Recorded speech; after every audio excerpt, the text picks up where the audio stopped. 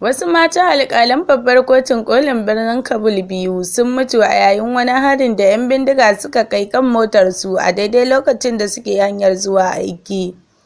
Da sanyin safiyar jiya ne maharan ɗauke da manyan bindigogi suka saita matan alƙalan kotun kolin ƙasar kuma suka bindige su a harin tare da jikkata direbansu, a cewar kakakin kotun kolin Ahmad Fahim Qawim.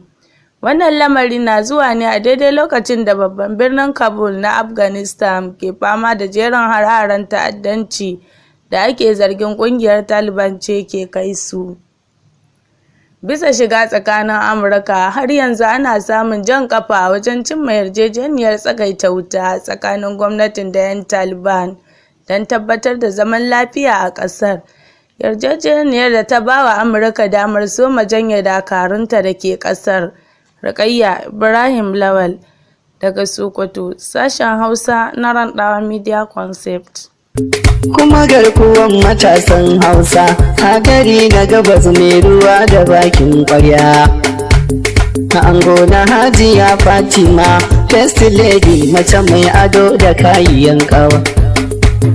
Mata da Fatima gaishe ki, ta taya murna shekara guda da na gawa. An gwanki mai gida na musamman, garkuwa na matasa na Hausa zakin fama. Na zo na gaida baban afunan, garkuwa na matasa na Hausa mai alfarma.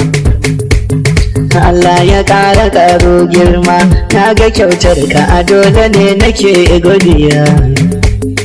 Isa sani na Randawa ne, ai batun murya ba ta koya sunana ba.